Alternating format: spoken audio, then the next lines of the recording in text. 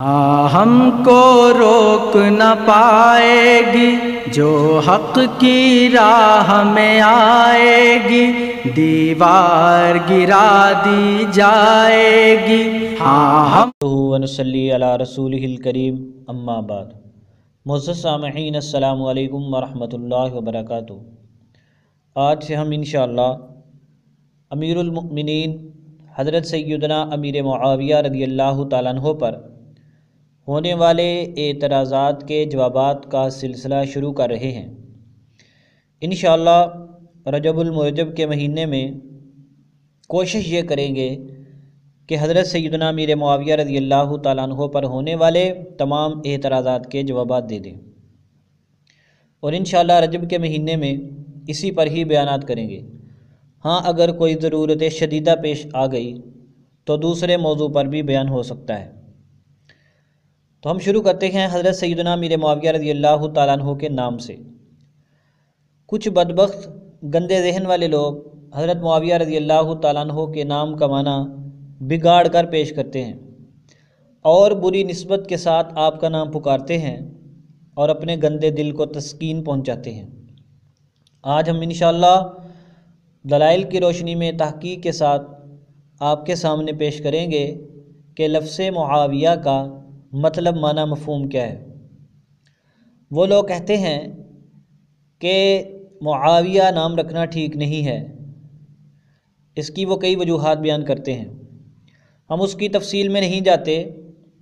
हम यहाँ पर सबसे पहली बात ये अर्ज़ करते हैं कि हमारे प्यारे नबी हज़रत मोहम्मद सल्लल्लाहु अलैहि वसल्लम की आदत मुबारका थी कि आप सल्लल्लाहु अलैहि वसल्लम के सामने अगर कोई मुसलमान बंदा आता और उसका नाम अच्छा न होता, गलत होता, तो आप सल्लल्लाहु अलैहि वसल्लम उसको तब्दील फरमा देते थे। मिसाल के तौर पर हज़रत इब्न उमर रज़ियल्लाहु ताला अन्हु फरमाते हैं, बेशक अल्लाह के रसूल सल्लल्लाहु अलैहि वसल्लम ने आसिया नाम को तब्दील फरमाया और उस औरत से फरमाया कि तेरा नाम जमीला है। उसका नाम आसिया था, क्योंकि ये गलत है तो आप सल्लल्लाहु अलैहि वसल्लम ने तब्दील फरमा के उसका नाम जमीला रखा। सुनन नबी दाऊद रिवायत नंबर 4952। असरम वो एक ग्रोह के साथ नबी पाक सल्लल्लाहु अलैहि वसल्लम के पास आए तो आप सल्लल्लाहु अलैहि वसल्लम ने पूछा, तुम्हारा नाम क्या है? उन्होंने कहा कि मेरा नाम असरम है। आप सल्लल्लाहु अलैहि वसल्लम ने फरमाया कि नहीं, तुम्हारा नाम ज़ुरआ है। सुनन नबी दाऊद हदीस नंबर 4954। इसके अलावा भी सुनन नबी दाऊद में भी एक रिवायत है जिसमें बहुत सारे लोगों के नाम तब्दील करने का जिक्र है। तो इससे हमारा इस्तिदलाल ये है कि अगर सय्यदना अमीर मुआविया रज़ियल्लाहु ताला अन्हु के नाम में कोई गलती होती, ये बुरा नाम होता, तो नबी पाक सल्लल्लाहु अलैहि वसल्लम ज़रूर इसको तब्दील करने का हुक्म देते। आप सल्लल्लाहु अलैहि वसल्लम का तब्दील न करना इस बात की दलील है कि इस नाम में किसी तरह की कोई ख़राबी नहीं है। दूसरी बात, हज़रत अमीर मुआविया रज़ियल्लाहु ताला अन्हु का नाम ये सिर्फ़ आपका नाम नहीं है, आपके अलावा भी नबी पाक सल्लल्लाहु अलैहि वसल्लम के कई सहाबा का नाम मुआविया था।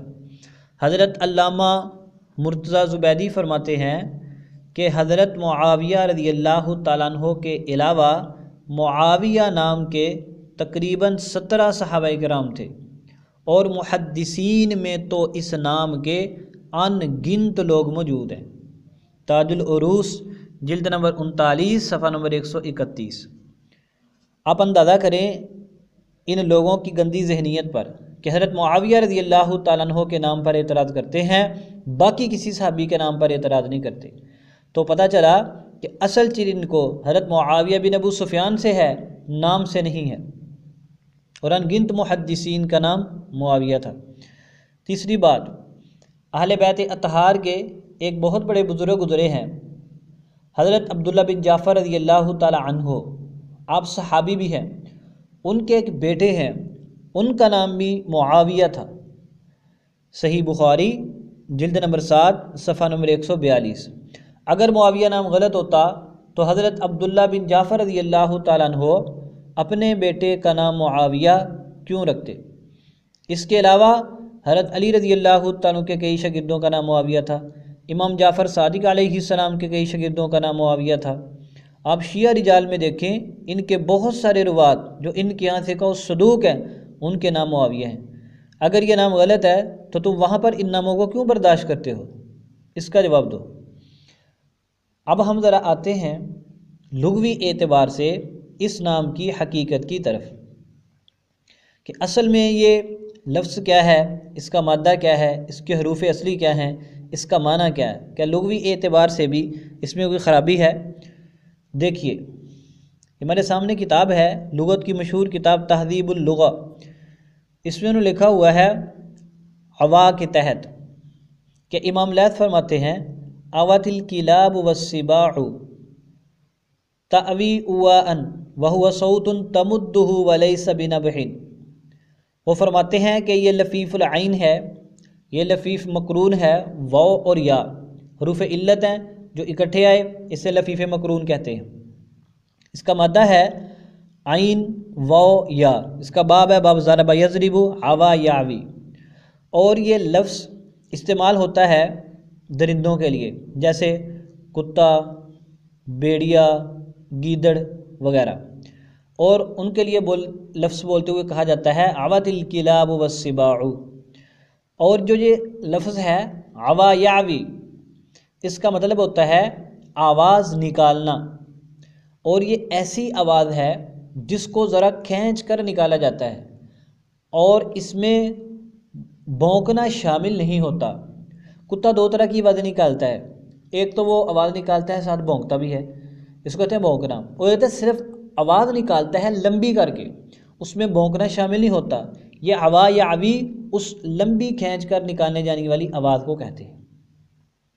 और इसके साथ अब ये भी देखें कि लिसानुल अरब में है, इमाम जौहरी फरमाते हैं अवल कल्बु वज़िबु वब्नु आवा।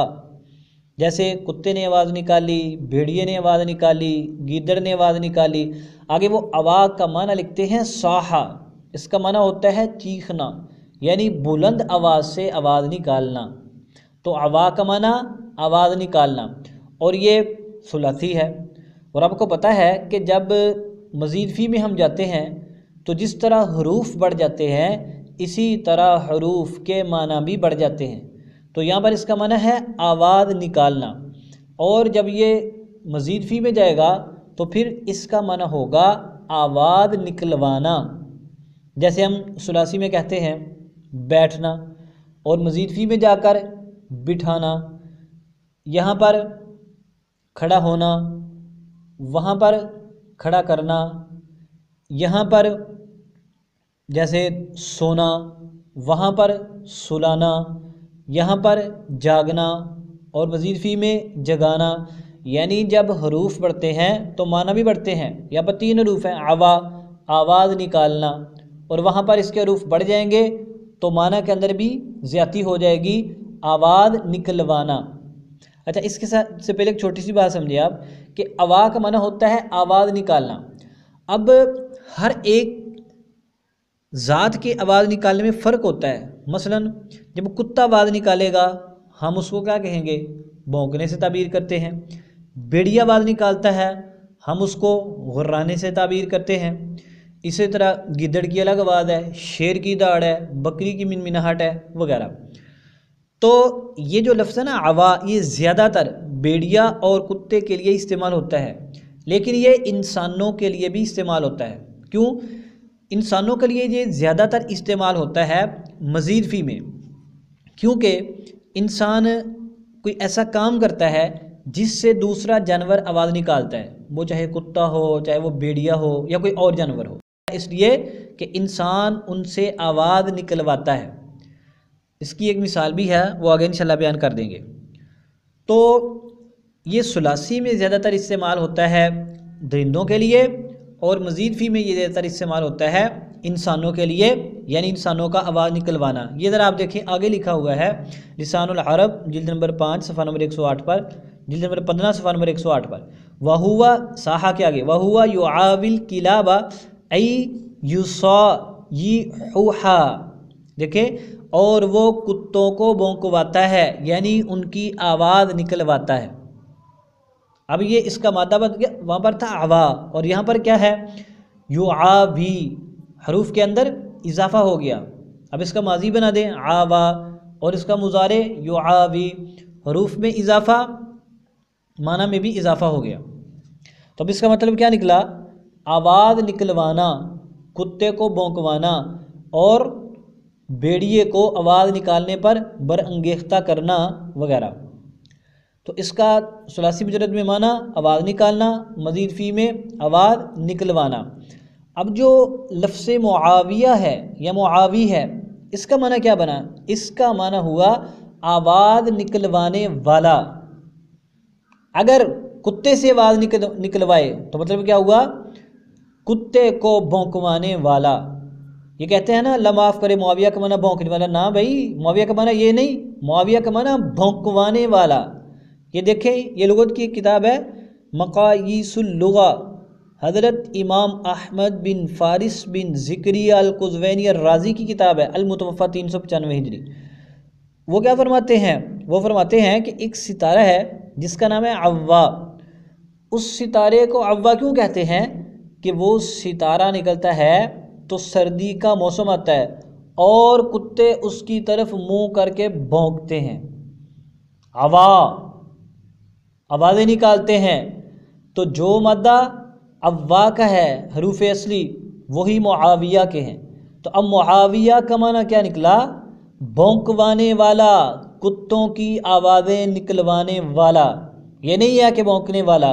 तो हम तो यहाँ पर इंसान वाला माना ही मुराद लेते हैं कि आवाज़ निकलवाने वाला, लेकिन कुछ लोगों को चूँकि कुत्तों वाला माना ज़्यादा पसंद है, वो हज़रत मुआविया रज़ी अल्लाह तआला अन्हु की तरफ घटिया अल्फाज मंसूब करते हैं।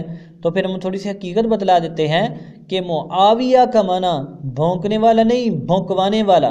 और अल्लाह की कुदरत देखिए, उस ज़माने से लेकर आज तक हज़रत सैयदना अमीर मुआविया का नाम लिख दो, ले लो, बोल दो, तुम्हें खुद ही पता चल जाएगा कि तुम्हारे दाएं बाएं किलाब कितने हैं। वो फ़ौरन आवाज़ निकालना शुरू कर देते हैं। यहाँ पर लुगत की किताबों में एक लतीफ़ा भी लिखा हुआ है कि पहले ज़माने में रात हो जाती थी लोगों को जंगल में ही, फिर वो ना एक आवाज़ निकालते थे, वो लंबी आवाज़ निकालते थे, फिर उस आवाज़ के पीछे कुत्तों की आवाज़ें आती थी। तो इससे उनको पता चल जाता था लोग किस तरफ रहते हैं, आबादी किस तरफ है, तो उनको वहाँ तक उस तरफ जाना आसान हो जाता था। और एक दिन एक बंदे ने आवाज़ निकाली, भेड़िया ही आ गया। और कहता भाई मैं तेरे लिए नहीं आवाज़ कढ़ी सी, यानी मैंने तो इसलिए आवाज़ निकाली थी कि कहीं पता चले आबादी किधर है, कुत्ते बोले मुझे पता चले। तो वे ख़ास आवाज़ निकालते थे। अजीब बात देखें आप, वो आवाज़ निकालते थे, कुत्ते बोलते थे। आज आप हज़रत सैयदना अमीर मुआविया रज़ी अल्लाह तआला अन्हु का नाम कहीं लिख दो, कहीं बयान कर दो, कहीं उनकी अज़मत में कोई चीज़ बयान कर दो, आपको फ़ौरन पता चल जाएगा कि उस पलीद जानवर की सिफ़तें किस किस के अंदर पाई जाती हैं। बहरहाल अल्लाह ताला ने को हिदायत अता फरमाए। तो इस लफ्ज़ के अंदर किसी तरह का कोई सुकम, कोई बुराई मौजूद नहीं है। तो आवा युआवी मुआवियतन, इसका मतलब होता है आवाज़ निकलवाने वाला। इसके आखिर में जो ता है ये तानीस के लिए नहीं है। अस्मा के आखिर में ता वैसे भी आ जाती है, जैसे तलहा, इक्रमा, शोबा, बहुत सारे नाम हैं। और कभी ता कसरत की भी आती है, जैसे हम कहते हैं अल्लामा फ़लाँ फ़लाँ, तो अल्लामा के आखिर में ता, वो तानीस की थोड़ी होती है, वो अल्लामा साहिब मुज़क्कर होते हैं, मुअन्नस तो नहीं होते ना। तो इस तरह कभी ता ऐसे भी आ जाती है। तो यहाँ पर भी ता तानीस के लिए नहीं है।